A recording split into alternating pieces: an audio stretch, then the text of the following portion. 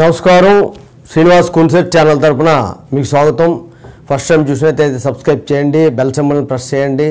ఇది సామాన్యుల కోసం పెడుతున్నటువంటి వీడియోలు కాబట్టి మీకు అర్థమయ్యే భాషలోనే చెప్తూ ఉంటాను, ఎక్స్పర్ట్ కోసం కాదు. వీడియో అర్థం కాకపోతే మళ్ళీ చూసి అన్ని వీడియోలు చూసి అప్పుడు డౌట్స్ అడగండి. ఈరోజు కొంతమంది అడిగినటువంటి విషయం ఏంటంటే ఎలక్షన్ సందర్భంగా 144 సెక్షన్ అంటారు కదా, ఏంటండి 144 సెక్షన్ అని చెప్పి అన్నారు. ఇది మనం కూడా అర్థం చేసుకొని పోలీసు వారికి సహకరించేటువంటి ప్రభుత్వానికి సహకరించేటువంటి సెక్షన్లో ఇది ఒకటి. 144 సెక్షన్ ఏంటంటే ఎప్పుడైనా శాంతి భద్రతలకి భంగం కలిగేటువంటి పరిస్థితులు ఉన్నప్పుడు 144 సెక్షన్ అనేటువంటిది విధిస్తారు.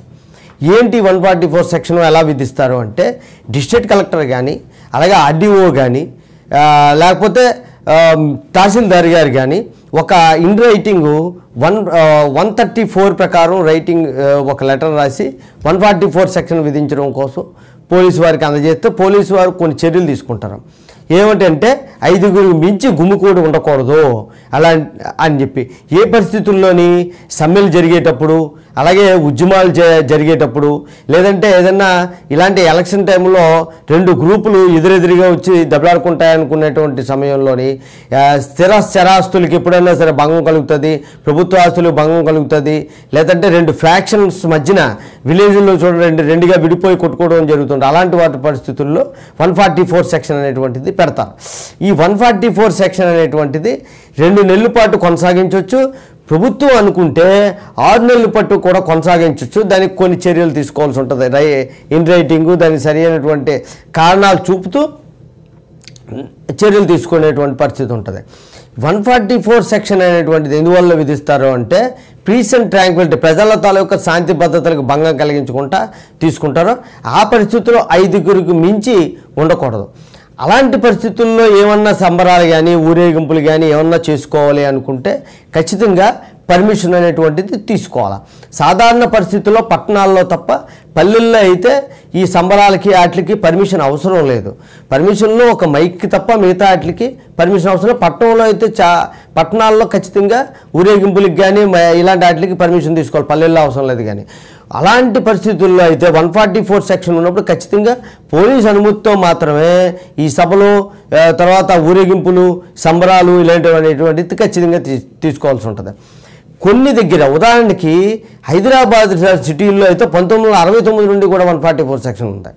ఏంటి ఎందుకు ఉంది అంటే అప్పుడు కొద్దిగా మత గొడవలు జరగడం వల్ల అక్కడ ఆ రకమైన పెద్ద పట్టణాల్లో కొన్ని రకాల నిబంధనలు విధించడం జరిగింది. ప్రతి 2 వారాలకి కూడా దీన్ని కొనసాగిస్తూ పొడిగిస్తూ కూడా వెళ్ళడం అనేది జరుగుతూ ఉంటుంది. అయితే అక్కడ అందుకే ఏ సంబరాలు చేసినా, ఏ మీటింగులు పెట్టినా, ఏ సభలు నిర్వహించినా సరే పోలీస్ పర్మిషన్ అనేటువంటి ఖచ్చితంగా అవసరం. ఎందుకంటే అక్కడ 144 సెక్షన్ అనేది ఎప్పుడూ అమల్లో ఉంటుంది కాబట్టి. ఇలాంటి విషయాలు ఉన్నప్పుడు పోలీసు వారికి, ప్రభుత్వానికి, రెవెన్యూ వారికి మనం సహకరించాలి ప్రజలు. ఎందుకోసం అంటే ఇవి మన కోసం పెడుతున్నటువంటివే జరుగుతూ ఉంటుంది. ఇలా కాకుండా 144 సెక్షన్ ఎటువంటి శాంతి భద్రతకి భంగం కలగని పరిస్థితుల్లో కూడా 144 సెక్షన్ పెట్టారనుకోండి, ఒకవేళ ఇటువంటి ఏమీ లేవు, ఇక్కడ ఏమీ గొడవలు జరగలేదు, ఒకవేళ ఎటువంటి ఎలక్షన్స్ లేవు, ఊరికనే 144 సెక్షన్ పెడితే ఖచ్చితంగా మనం కంప్లైంట్ ఇవ్వచ్చు. ఎవరైతే పెట్టారో ఆ తహసీల్దారు లేదంటే ఆ పోలీసు వారిపై ఖచ్చితంగా మనం చర్యలు తీసుకునేటువంటి అవకాశం కూడా ఉంది. సరైనటువంటి రీజన్స్ కానీ వాళ్ళు చూపకపోతే వాళ్ళ మీద కూడా మనం అంటే కోర్టుకి అయ్యే పై అధికారులకి కంప్లైంట్ ఇచ్చి కోర్టుకి వెళ్తే వాళ్ళ మీద ఖచ్చితంగా చర్యలు తీసుకుంటారు. మనం ఏం చేయాలి పబ్లిక్ అంటే ఖచ్చితంగా ముందు సహకరించాలి. ఎందుకంటే శాంతి భద్రతలకు భంగం కలగకుండా చూసుకునేటువంటి బాధ్యత మనకు బాధ్యత కూడా ఉంది కాబట్టి వాళ్ళకి సహకరించాలి. ఈ సెక్షన్ తాలూకా వివరాలు అనేవి మీకు తెలియజేయడం అనేటువంటిది జరిగింది. జై హింద్.